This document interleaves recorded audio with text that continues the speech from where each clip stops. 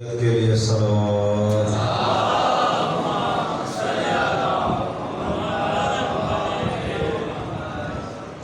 اعوذ باللہ من الشیطان الرجیم. بسم اللہ الرحمن الرحیم. الحمدللہ رب العالمین والعاقبۃ للمتقین. الصلاۃ والسلام علی رسولہ الکریم والقاسم محمد.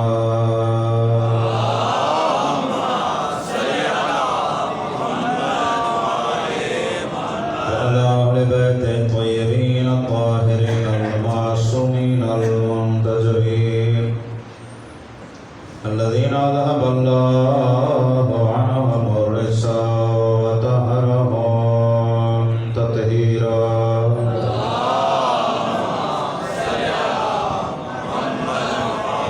ورحمة الله على مواليهم وشيعتهم ومحبيهم أجمعين.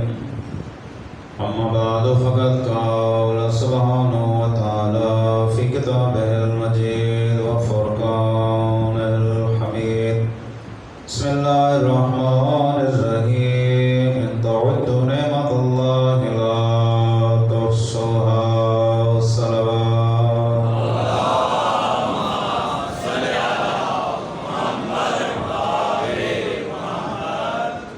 برادران ایمانی، بالیان حیدر کرار، سب سے پہلے دعا ہے رب العزت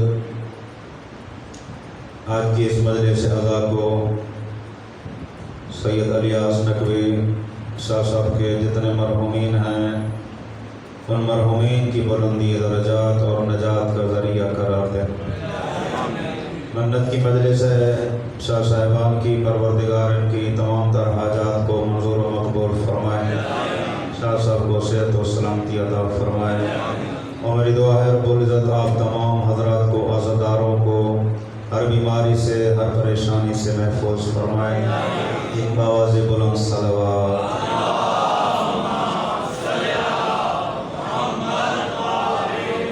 خداوند عالم جو منعم حقیقی ہے،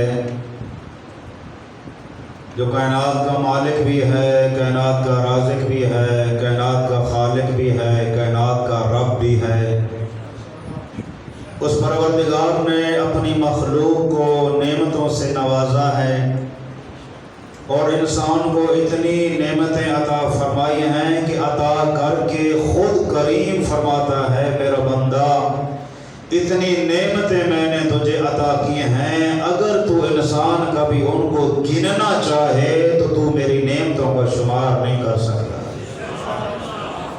اتنی بے بہا نعمتیں پروردگار نے عطا فرمائی ہیں، لیکن میں ہمیشہ کہتا رہتا ہوں، تقیہ کلام بھی میرا ہو جاتا ہے، کبھی کبھی تکرار کرتا رہتا ہوں، چیدہ چیدہ نعمتیں جو عظیم نعمتیں پروردگار نے ہمیں عطا کی ہیں، ہم گناہگاروں کو عطا کیا ہیں. مصطفیٰ جیسا نبی عطا کیا ہے، علی جیسا امام عطا کیا ہے.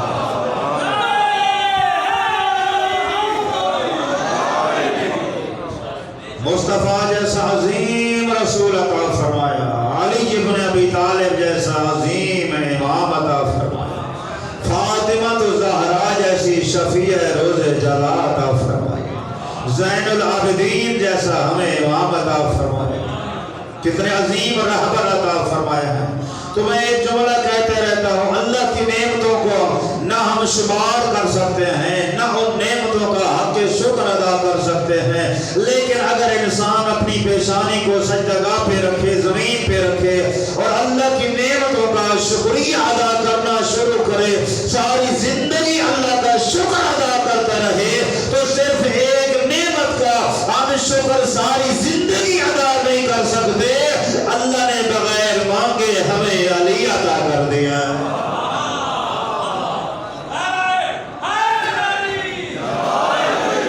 بن مانگے اللہ نے ہمیں علی جیسا عظیم رہبر عطا فرمایا. اور جس کے بارے میں کائنات کے نبی نے یہ کہہ دیا، یا علی انت و شیعتک هم الفائزون، قیامت کے دن میں گارنٹی تسلی دیتا ہوں، اگر کامیابی کسی کا مقدر ہے یا علی یا تیرا مقدر ہے یا تیرے شیعوں کا مقدر۔ اللہ نے ایسے عظیم ہادی اور رہنما عطا کیے دنیا میں پاکیزہ زندگی گزارنے کے لیے، دنیا میں کامیاب زندگی گزارنے کے لیے، اور آخرت میں نجات حاصل کرنے کے لیے اللہ نے ہمیں 14 عطا کیے، 14 رہبر عطا کیے ہیں۔ اب اگر کامیابی حاصل کرنا چاہتے ہیں، ہم کون ہیں؟ وہ 14 رہبر ہیں ہمارے، وہ ہمارے رہنما ہیں، وہ ہمارے پیشوا ہیں، وہ ہمارے ہادی ہیں، وہ ہمارے امام ہیں، ہم ان کے نوکر اور غلام ہیں۔ ہم کیا ہیں؟ ہم ان کے نوکر ہیں، ہم ان کے غلام ہیں، ہم ان کے عبد ہیں۔ وہ سردار ہیں ہمارے، وہ ہمارے مولا ہیں، ہم ان کے نوکر ہیں۔ اب اگر کامیاب زندگی گزارنی ہے، ہم نوکر ہیں آل محمد کے، تو ذرا کامیاب زندگی گزارنے کے لیے آل محمد کے نوکروں کی زندگی کا مطالعہ کرنا پڑے گا۔ اگر کامیاب زندگی گزارنی ہے تو ہم بھی اہل بیت کے نوکر ہیں، ہمارا بھی دعویٰ ہے کہ ہم آل محمد کے نوکر ہیں۔ اگر کامیاب نوکر بننا چاہتے ہیں تو پھر علی کے نوکروں کی زندگی کا مطالعہ کریں، پتہ چلے گا کہ علی کا نوکر کیسا ہوتا ہے، اہل بیت کا غلام کیسا ہوتا ہے۔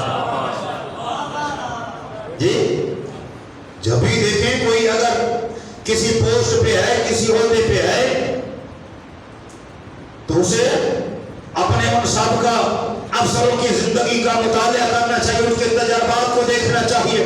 ایک اگر پولیس افسر ہے، تفتیشی افسر ہے اگر، تو اس کے دیکھنا چاہیے کہ میرے پیچھے جتنے تفتیشی افسر گزرے ہیں انہوں نے زندگی کیسے گزاری، انہوں نے کون کون سے اصول اپنائے، کون کون سے انہوں نے قانون اپنائے، کون کون سے پوائنٹ انہوں نے ادا کیے، ان کی زندگی کا مطالعہ کرتا چلا جائے گا، کامیابیوں سے ہمکنار ہوتا چلا جائے گا۔ ہم بھی اہل بیت کے نوکر ہیں، ہمارا بھی دعویٰ ہے کہ ہم علی کے نوکر ہیں۔ اگر کامیاب نوکر بننا چاہتے ہیں تو ہمیں علی کے نوکروں کا، ان کی زندگی کا مطالعہ کرنا پڑے گا، ہمیں دیکھنا پڑے گا سلمان کیسے بنا، مقداد کیسے بنا، ابو ذر کو اتنا مقام آل محمد نے کیسے عطا فرمایا۔ ایک صلوات پر محمد والے محمد۔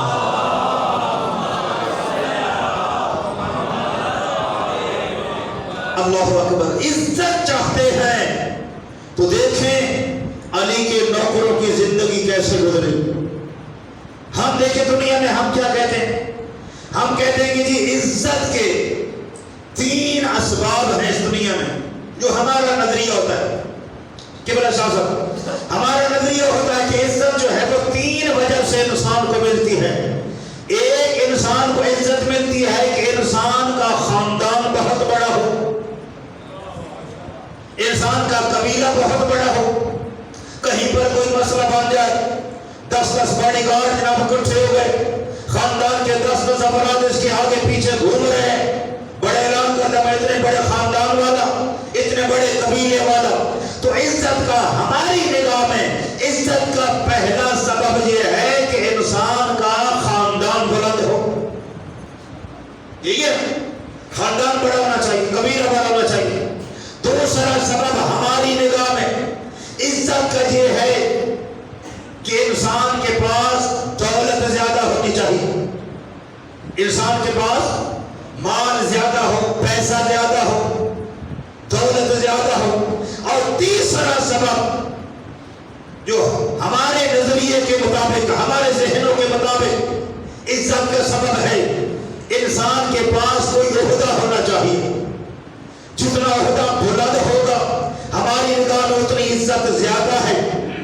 اگر کوئی ایم پی ہے تو اس کی زیادہ عزت ہے، اگر کوئی ایم این اے بن جاتا ہے تو اس کی عزت اور بڑھ جاتی ہے، اگر کوئی وزیر بن جاتا ہے تو عزت اس کی اور بڑھ جاتی ہے، اگر کوئی وزیر اعلیٰ بن جاتا ہے تو عزت اور بڑھ جاتی ہے، اگر کوئی وزیر اعظم بن جاتا ہے تو عزت اور بڑھ جاتی ہے۔ ہماری نگاہ میں 3 اسباب ہیں، خاندان بڑا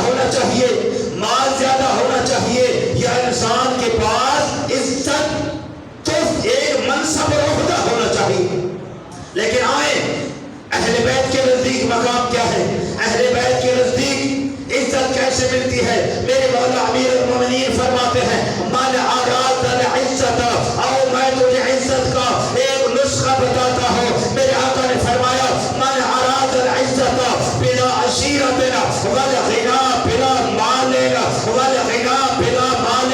اگر کوئی چاہتا ہے کہ خاندان کے بغیر اللہ مجھے عزت عطا کرے، اگر کوئی چاہتا ہے کہ خاندان اور قبیلے کے بغیر اللہ مجھے عزت عطا کرے، اگر کوئی چاہتا ہے کہ مال و دولت کے بغیر اللہ مجھے غنی کر دے، اگر کوئی چاہتا ہے کہ عہدے اور منصب کے بغیر اللہ مجھے مال کر دے، اللہ میری عزت میں اضافہ کرے، تو میرے مولا امیر فرماتے ہیں ایک نسخہ اے علی کا ماننے والا تمہیں بتاتا ہوں. بغیر خاندان کے عزت ملے گی، بغیر مال کے تمہیں مال ملے گا، عزت ملے گی، بغیر عہدے کے اللہ تمہاری عزت میں اضافہ کرے گا. تو مولا کیا کرے؟ فرمائے فَلْيَخْرُجْ مِنْ ذُلِّ مَعْصِيَتِ اللَّهِ، اللہ کی معصیت سے اپنے آپ کو باہر نکال لے، اللہ کی اطاعت میں اپنے آپ کو داخل کر لے. جتنی اطاعت کرتا چلا جائے گا اللہ تیری عزت میں اضافہ کرتا چلا جائے گا.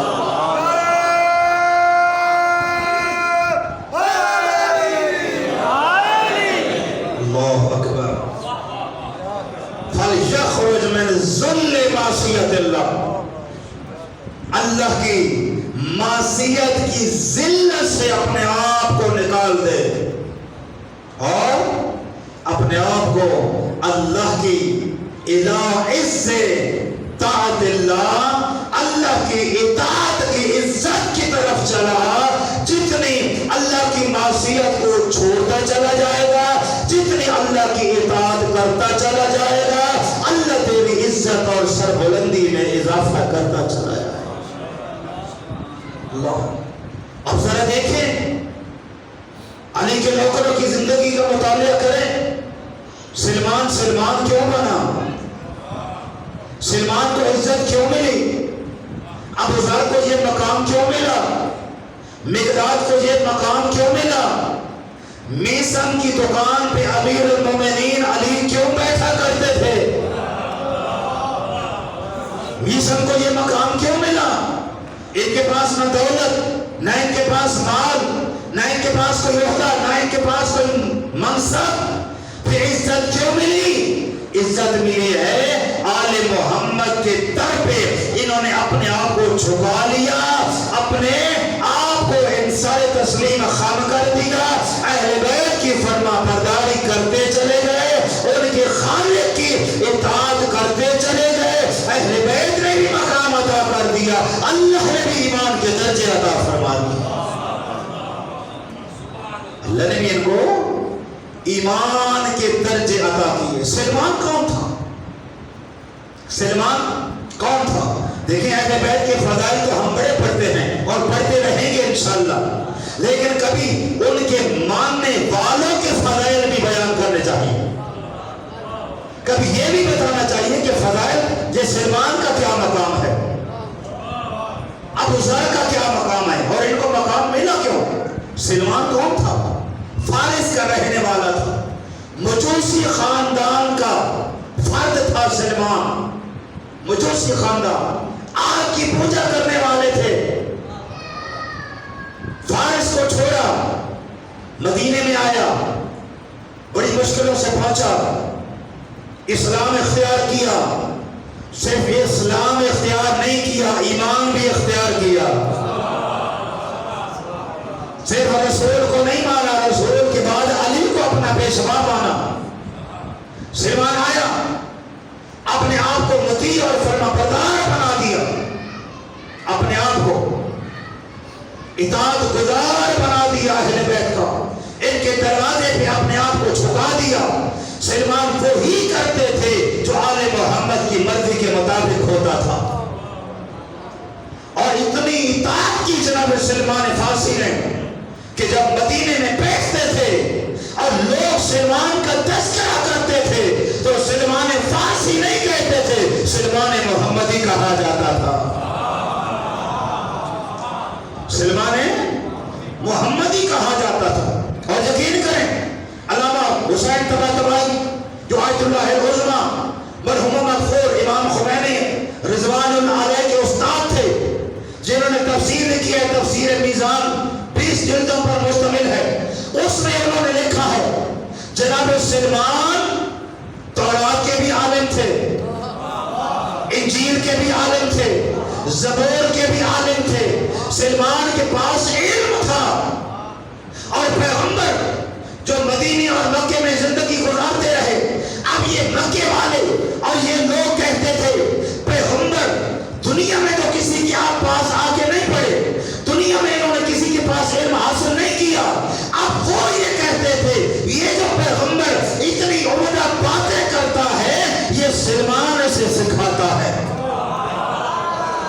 ان کا بڑا پیغنڈا سلمان کے بارے میں یہ تھا کہ سلمان اتنا بڑا عالم ہے، تورات کا عالم، انجیل کا عالم، زبور کا عالم، یہ جو پیغمبر اتنی باتیں کرتا ہے یہ باتیں پیغمبر کو سلمان سکھاتا ہے۔ اللہ اکبر۔ لیکن کم ظرف تھے، انہیں پتہ نہیں تھا سلمان تو نوکر ہے، یہ تو اس کا بھی آقا ہے، یہ علم دنیا سے لے کے نہیں آیا، یہ علم اپنے اللہ سے لے کے آیا ہے۔ مصطفیٰ علم اپنے اللہ سے لے کے آیا ہے، اللہ کے پاس جو علم تھا اس نے عطا کیا۔ اب اللہ اور نبی کے اور اہل بیت کے علم میں صرف ایک فرق ہے، اللہ کا علم ذاتی علم ہے، اللہ نے کسی سے لیا نہیں ہے، اور اہل بیت کو اللہ نے عطا کیا۔ اہل بیت کے علم کسبی ہے، اللہ نے ان کو عطا کیا ہے، لیکن اللہ نے کسی اور سے نہیں لیا۔ ایک صلوات پڑھے بآواز بلند۔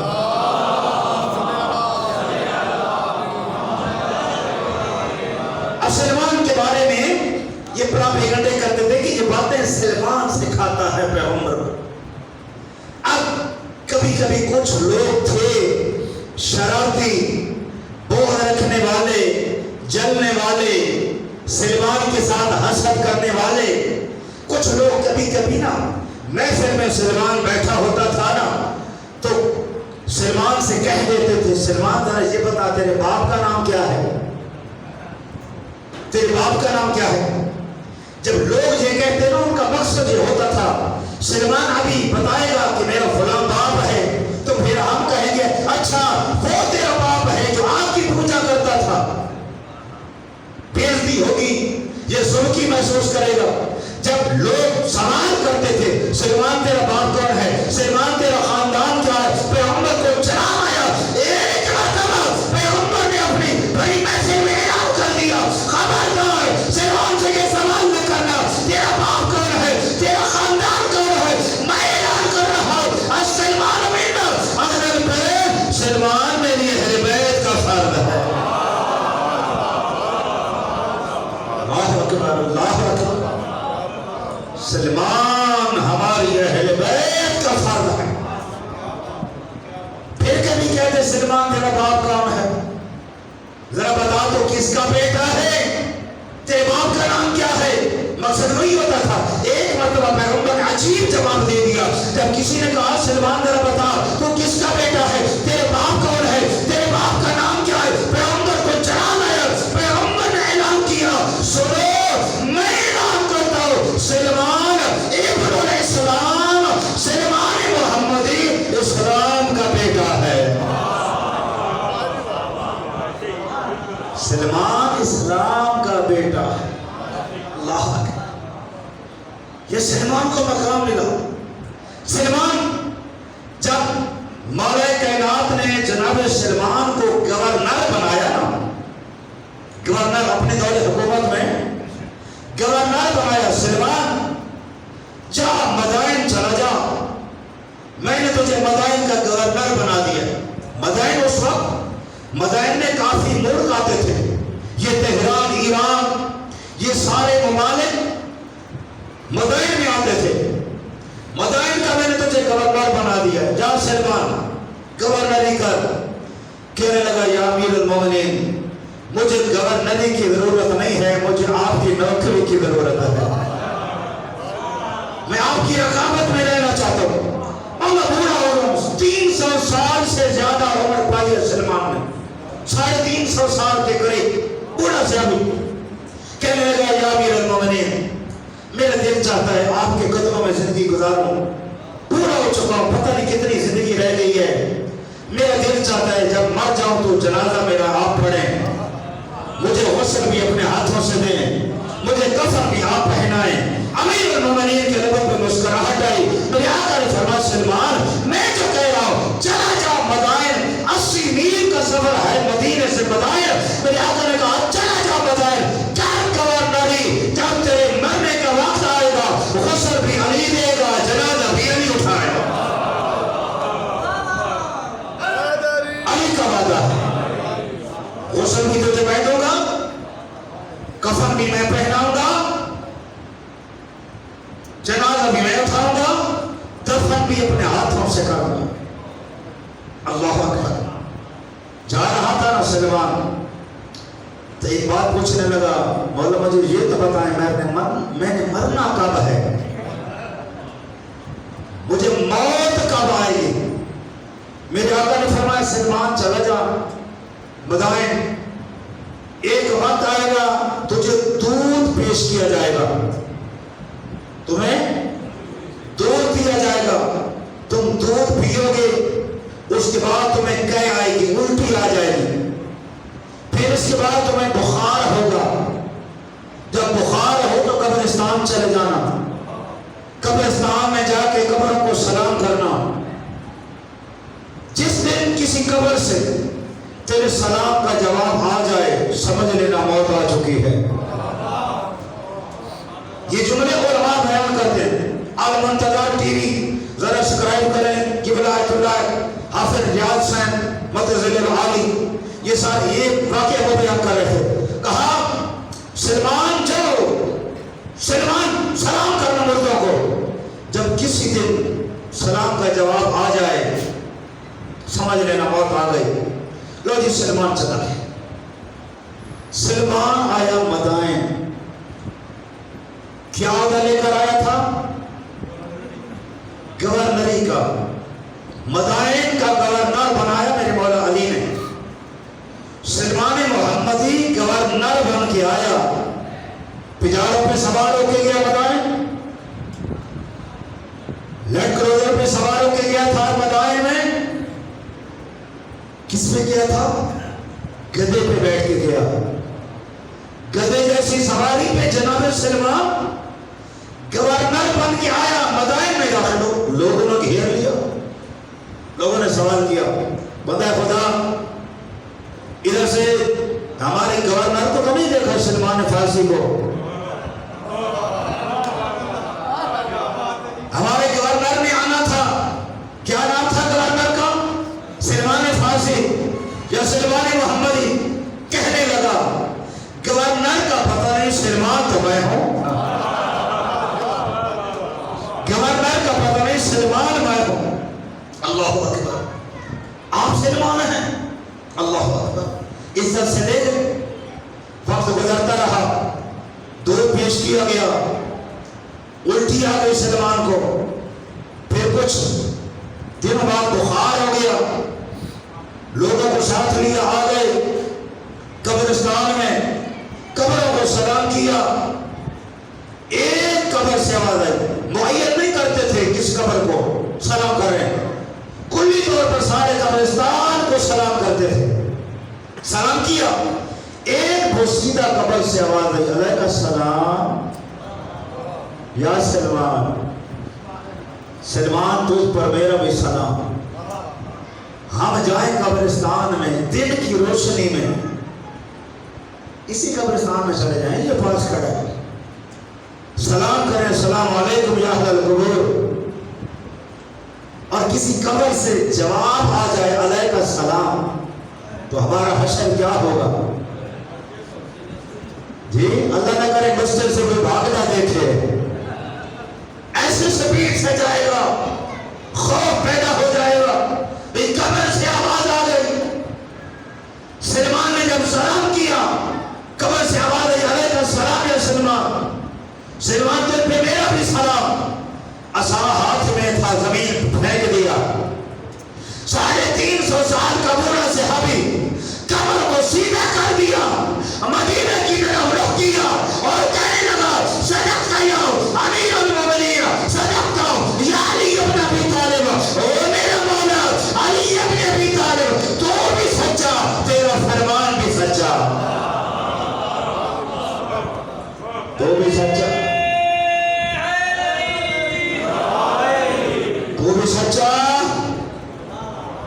تیرا فرمان بھی سچا. آ گئی میری موت. لیکن مردے نے کہا سلمان آج چلا جا, آج مجھے اجازت نہیں ہے کہ میں تیرے ساتھ کلام کروں, صرف سلام کا جواب دیا ہے. کل آنا دوبارہ میں تجھ سے کلام کروں گا. دوسرے دن پھر آ گئے قبرستان, سلام کیا, جواب آیا. اب سلمان نے کہا اے بندہ خدا مجھے تو بتاؤ اہل دوزخ میں سے ہے یا اہل جنت میں سے ہے؟ تو صاحب قبر کہنے لگا نہیں سلمان میں اہل جنت میں سے ہوں. کل مجھے اجازت نہیں تھی, میں مصروف تھا تیرے ساتھ کلام کرنے کی, آج مجھے اجازت ملی ہے. اللہ اکبر. لیکن سلمان میرا ایک تجھ سے کام ہے, میری نجات تیرے ہاتھ میں ہے. سلمان نے کہا کیا کام ہے؟ کہا میں نے ایک مرتبہ ایک کسائی سے گوشت لیا تھا. یہ کبھی آپ نے ریاض صاحب بیان کر رہے تھے. ایک کسائی سے میں نے گوشت لیا تھا. جب گوشت میں نے لیا ایک بوٹی مجھے پسند نہیں آئی تھی, وہ بوٹی میں نے رکھ دی. اس کے بدلے میں نے ایک اور اچھی سی بوٹی اٹھا کر گوشت میں شامل کر لی, جس کا دکاندار کو پتہ نہیں چلا. اللہ اکبر. دکاندار کو پتہ نہیں چلا. وہ بوٹی میں نے تبدیل کر دی. بوٹی کے بدلے میں بغیر اجازت کے وہ بوٹی میں نے لی. اس کا اثر یہ ہے کہ وہ بوٹی روزانہ سانپ بن کر میرے پاس آتی ہے, میرے پیر کے انگوٹھے کو اپنے منہ میں لے لیتی ہے اور سارا دن میں تڑپتا رہتا ہوں. فلاں جگہ پر میرا گھر ہے, سلمان وہاں چلے جانا, اس بندے کو جا کر بتا دینا وہ مجھے معاف کر دے تاکہ اس عذاب سے میری جان چھوٹ جائے. اللہ اکبر. یہ ہے سلمان کا مقام. علی کے کامیاب نوکر بننا چاہتے ہیں تو علی کے نوکروں کی زندگی کا مطالعہ کریں, کامیابی آپ کے قدم چومیں گی. پھر دیکھیں ان کو مقام کیوں ملا. میرے چھٹے امام سے جب پوچھا گیا مولا اتنا مقام کیوں ملا تھا, میرے آقا نے فرمایا یہ مقام اس لیے ملا سلمان اپنی مرضی کو استعمال نہیں کرتا تھا, سلمان وہی چاہتا تھا جو میرا دادا علی چاہتا تھا. آگے وقت سلمان کی روح پرواز کر گئی, علی مولا آئے. اللہ اکبر. لوگوں نے دیکھا دھول اٹھی. جب دھول ختم ہوئی یہ گھوڑے سوار آیا سلمان کے دروازے پہ, سلمان کے پاس آ کر علی نے سلام کیا.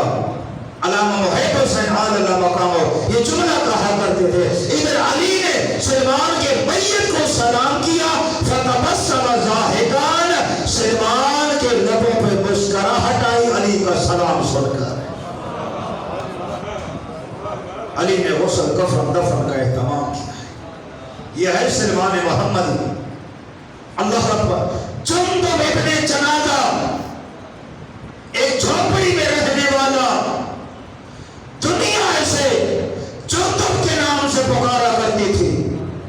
دولت اس کے پاس نہیں تھی, مال نہیں تھا, پیسہ نہیں تھا, غریب تھا, مسکین تھا. آل محمد کے دروازے پہ آیا, بدی بنا دیا, پرفرما پیدائے بنا دیا, اپنے آپ کو آل محمد کا علی کا حقیقی نوکر بنا دیا. ان کے دروازے پہ مخلص ہو کر آیا. دنیا جنوں کہتی تھی, آل محمد نے ابو ذر کا نام دے دیا. آل محمد نے ابو ذر کا نام دے دیا. حاکم نے تھیلیاں اشرفیوں کی, اشرفی سونے کی ہوتی ہے, اشرفیاں بھیجی, تھیلیاں بھیجی ابو ذر کے گھر, سپاہی بھیجے. اللہ اکبر. ابو ذر یہ لے لے. ابو ذر نے سپاہیوں کو دیکھا, کس نے بھیجے؟ بادشاہ نے بھیجے. سلمان نے کہا یہ بتاؤ یہ مال جو مجھے دے رہے ہو تھیلیاں یہ بیت المال سے ہے یا بادشاہ کا ذاتی مال ہے؟ یہ بیت المال سے لے کے آئے ہو یا بادشاہ کا خلیفے کا ذاتی مال ہے؟ تو کہا کہ نہیں یہ بیت المال سے ہے۔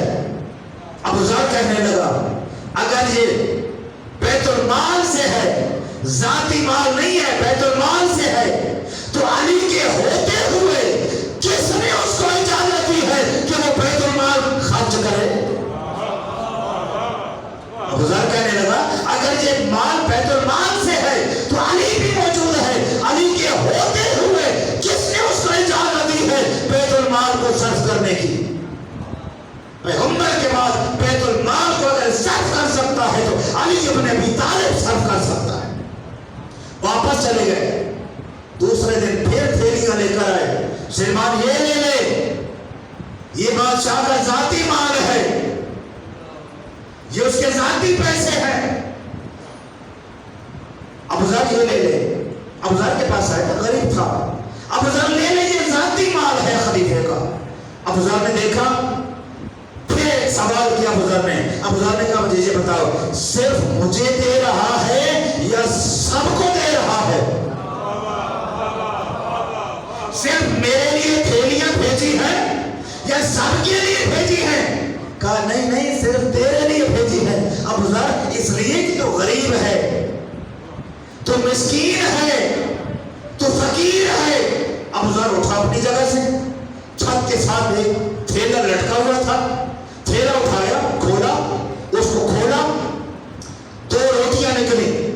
ابو ذر نے ان کو دیکھا اور کہا مجھے یہ بتاؤ یہ 2 روٹیاں میرے کتنے دن کا کھانا ہو سکتا ہے؟ تو سپاہی کہنے لگے کم از کم تیرا 2 دن کا کھانا ہے۔ ابو ذر نے مسکرا کر کہا جس کے پاس 2 دن کا کھانا موجود ہو وہ غریب کیسے ہو سکتا ہے؟ جس کے پاس 2 دن کا کھانا اللہ کی طرف سے رزق موجود ہو وہ کیسے غریب ہو سکتا ہے؟ جاؤ واپس چلے جاؤ، علی کے ہوتے ہوئے مجھے کسی کی ضرورت نہیں ہے۔ ایک سلوات پڑھے بابا سے بولو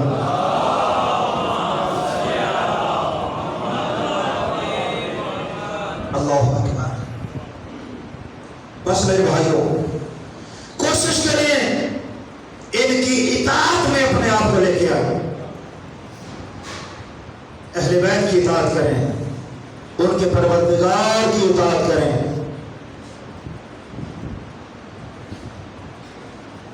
امام محمد باقر علیہ السلام نے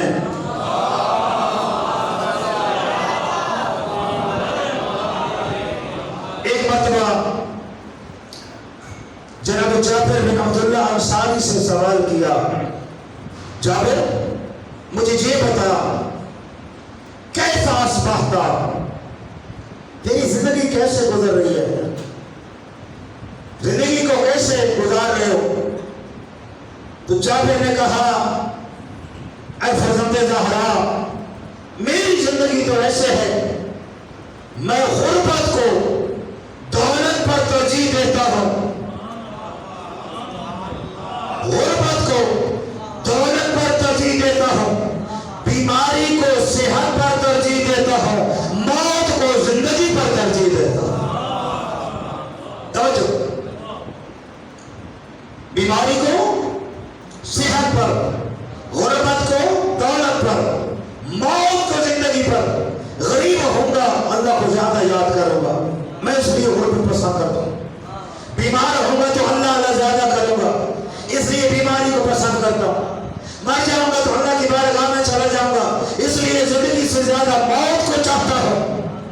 اب جابر نے کہا مولا آپ کا معمول زندگی کیا ہے؟ میرے مولا نے فرمایا ہماری تو کوئی پسند ہے ہی نہیں، جس حال میں رکھے اسی حال میں راضی رہتے ہیں،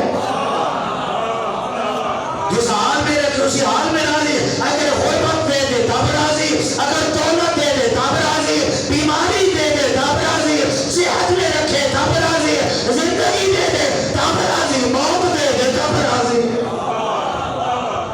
صلوات پر محمد والے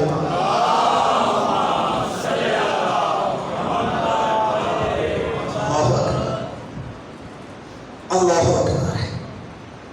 کوشش کریں اپنے آپ کو اہل بیت کی اطاعت میں لے آئیں، اور اہل بیت راضی ہیں اللہ کی رضا سے، رضا بقضائہ و تسلیما لامرہ۔ آپ بھی کوشش کریں جس حال میں پروردگار رکھے زندگی کو ویسے بر اس حال میں خوش رہیں، جس حال میں وہ چاہتا ہے اسی حال میں خوش رہیں۔ اگر اللہ بیٹیاں دیتا ہے اور بیٹے نہیں دیتا تو شکوہ نہ کریں کہ مجھے بیٹیاں دے دی، مجھے بیٹا نہیں دیا، میرے ہمسائے کے 4 بیٹے، میرے بھائی کے 5 بیٹے، میرا رشتہ دار کے اتنے بیٹے، مجھے بیٹیاں دے دی۔ تو میں نہیں، جس حال میں رکھے بیٹیاں دے دے تب بھی راضی رہے، اولاد سے محروم کر دیا تب بھی راضی رہے۔ اللہ کی رضا پہ راضی رہنے کی کوشش کر۔ اگر اللہ بیٹیاں دے دے تیرے ماتھے پہ شکر نہیں آنا چاہیے، اس لیے کہ معصوم نے فرمایا اللہ جب کسی انسان کو دنیا اور آخرت کی خیر دینا چاہتا ہے تو سب سے پہلی اولاد اللہ اسے بیٹی عطا کرتا ہے۔ اللہ جب کسی کو دنیا میں عزت دینا چاہتا ہے اور بھلائی کرنا چاہتا ہے اس کے ساتھ، اللہ اسے پہلی اولاد بیٹی عطا کرتا ہے۔ اللہ اکبر۔ اگر عورت بیٹیاں پیدا کرتی ہے اسے طلاق نہ دے کہ تیری بیٹیاں بیٹا پیدا نہیں کرتی، اللہ کی رضا پہ راضی رہنے کی کوشش کر۔ میرے معصوم امام نے فرمایا اگر اللہ کسی کو بیٹی عطا کرے وہ بیٹی کی تربیت کرے، اسے دین سکھائے، میں محمد ضمانت دیتا ہوں وہ جنت میں جائے گا اور اس کی جنت کا میں مصطفیٰ ضامن ہوں۔ اللہ اکبر۔ خدا کی رضا پہ راضی رہنے کی کوشش کر، جس حال میں راضی رکھے اسی حال میں رہے۔ غربت دے دے الحمدللہ، بیماری دے دے الحمدللہ، اللہ کی رضا سمجھ کر بیماری کو قبول کریں۔ بے اولاد ہے دعا کرتا رہے، شکوہ نہ کر۔ حدیث قدسی پروردگار کہتا ہے او میرا بندہ تو جو لوگوں میں بیٹھ کے میرا شکوہ کرتا ہے کہ اللہ نے مجھے مال نہیں دیا، اللہ نے مجھے بیٹا نہیں دیا، اللہ نے مجھے یہ نہیں دیا، وہ نہیں دیا، تو جو لوگوں کی محفل میں بیٹھ کے میرا شکوہ کرتا ہے، کبھی ملائکہ کی محفل میں اللہ نے بھی تیری شکایت کی ہے کہ اتنی نعمتیں جو میں تجھے عطا کرتا ہوں تو اتنے گناہ کرتا رہتا ہے۔ اللہ کتنا کریم ہے۔ یہ جو 2 فرشتے ہمارے پاس ہیں، آخری بات،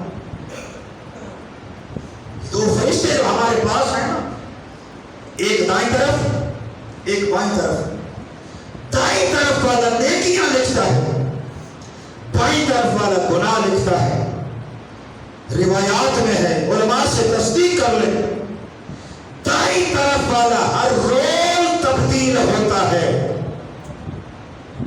لیکن جو گناہ لکھتا ہے نا اس کے مرنے تک یہی ایک رہتا ہے۔ نیکیوں والا ہر 24 گھنٹے کے بعد تبدیل ہو جاتا ہے، دوسرا آ جاتا ہے، لیکن گناہ لکھنے والا ساری زندگی ایک فرشتہ رہتا ہے۔ جب پوچھا کہ مولا وجہ کیا ہے، فرمایا اللہ اپنے بندے کے گناہوں کو فرشتوں میں بھی ظاہر نہیں کرنا چاہتا۔ اتنا کریم ہے۔ ایک یہ بات، اور دوسری بات جب قیامت کا دن ہوگا اللہ اس بندے کو جب کھڑا کرے گا میدان محشر میں، آؤ ملائکہ مجھے بتاؤ یہ کیسا بندہ تھا، اس نے زندگی کیسے گزاری۔ ادھر سے نیکیوں کے فرشتے آ جائیں گے، نیکیوں کے فرشتے کتنی تعداد بنے گی؟ ایک فرشتہ روزانہ چینج ہوتا ہے، سال میں کتنے فرشتے بنیں گے؟ 360 کم از کم۔ 10 سال میں کتنے بنیں گے؟ 3000 سے زیادہ۔ اگر کسی کی 60 سال زندگی ہے تو خود اندازہ لگائیں نیکیوں والے فرشتوں کی تعداد کتنی ہزاروں میں ہوگی۔ ادھر گناہ والا ایک فرشتہ ہوگا، اللہ پوچھے گا مجھے بتاؤ یہ کیسا تھا، ادھر سے نیکیوں والے فرشتے ہزاروں کی تعداد میں کہیں گے یہ نماز پڑھتا تھا، یہ روزہ رکھتا تھا، یہ قرآن پڑھتا تھا، یہ ماں باپ کا ادب کرتا تھا، یہ غریب پروری کرتا تھا، یہ بیوی سے اس نے سلوک کرتا تھا،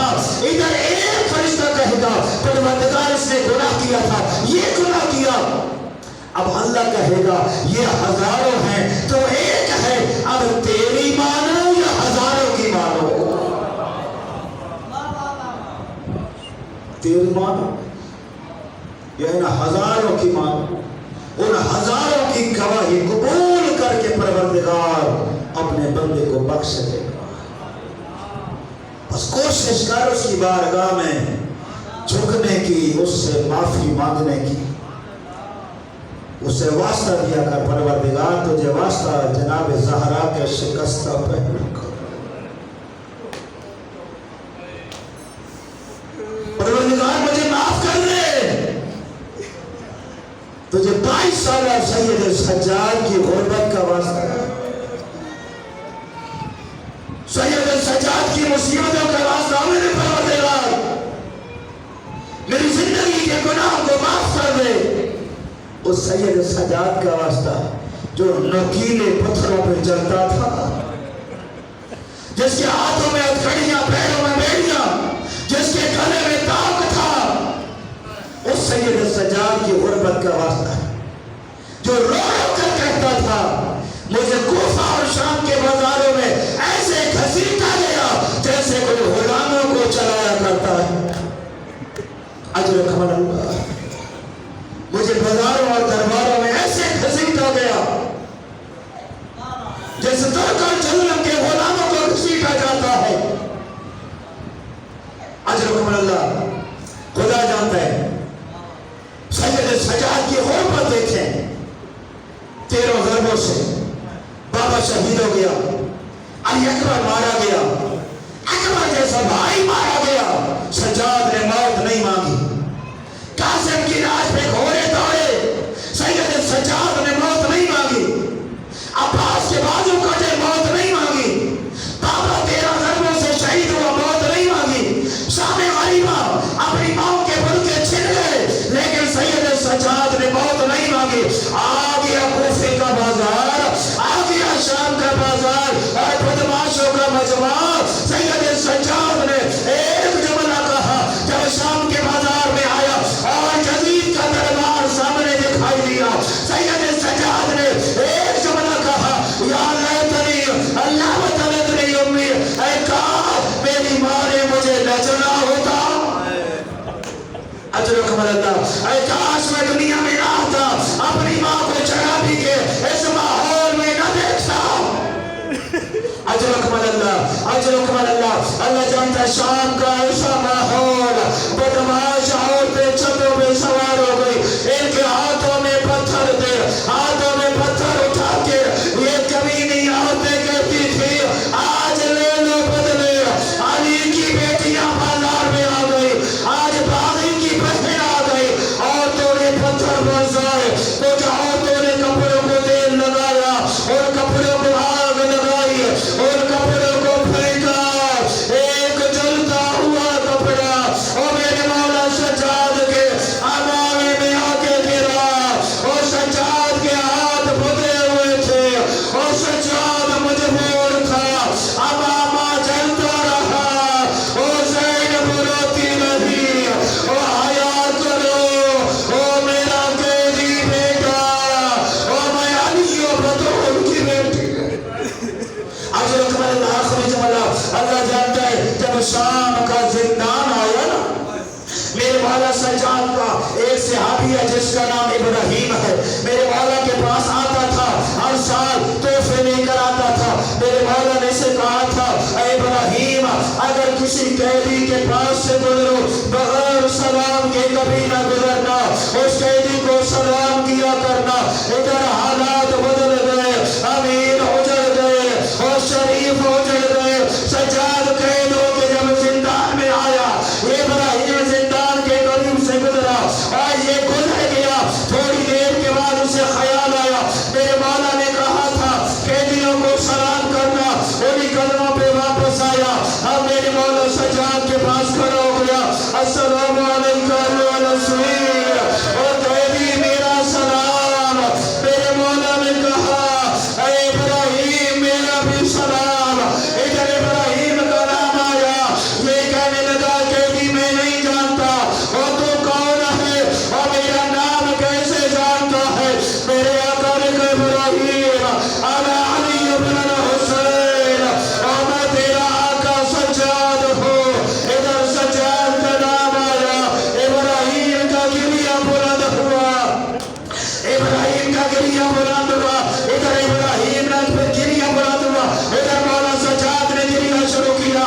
ابراہیم کے گریہ سے زندان شام میں گریہ جب علی زادیوں تک پہنچا، ادھر بچوں کا گریہ بلند ہوا، علی کی بیٹیوں کا گریہ بلند ہوا۔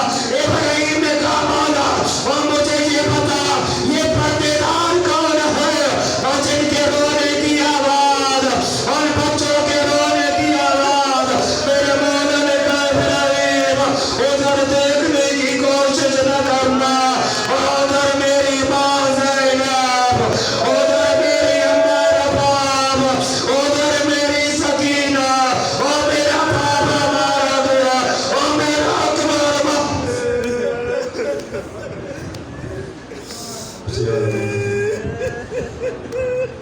بارے لاش میں شہداء کو منظور و مقبول فرما۔ عزت علی محمد کا آسا سید الیاس نقوی صاحب کا یہ اہتمام اپنی بارگاہ میں قبول فرما۔ سید کے رزق مال میں وسعت پیدا فرما، اولاد کی زندگی دراز فرما، اولاد کی خوشیاں دیکھنا نصیب فرما، تمام اہل و عیال کو صحت و سلامتی عطا فرما، شاہ صاحب کا سایہ ان کے خاندان پہ قائم و دائم فرما۔ محمد و آل محمد کا واسطہ اس مجلس اللہ کا ثواب جتنا بھی ہے تمام ہے، خرچ اخراجات ہیں ان کا ثواب ان کے تمام مرحومین کے نام اعمال میں درج فرما، ان مرحومین کے درجات کو بلند فرما، اعلی علیین میں مقام عطا فرما، تمام در حاجات کو پورا فرما، دعاؤں کو مستجاب فرما۔ محمد و آل محمد کا واسطہ میرے کریم اللہ ان تمام عزاداروں کی دعائیں کو قبول فرما، حاجات کو پورا فرما، پریشانیاں دور فرما، علماء کی حفاظت فرما، مراجع کی حفاظت فرما، ہماری ماں بہنوں اور خواتین کا جو سلسلہ 2-2.5 ماہ سے جاری ہے اپنی بارگاہ میں قبول فرما، ان کی عزاداریاں ماتمداریاں قبول و منظور فرما، امام زمانہ کے ظہور میں تعجیل فرما، زیارت امام سے مشرف فرما، امام زمانہ کی عزت کا واسطہ جن کی دعائیں میرے ذمہ ہیں مستجاب فرما، حاجی ناصر حسین مرحوم مغفور کے درجات کو بلند فرما، ربنا تقبل منا انک انت السمیع العلیم بجاہ محمد۔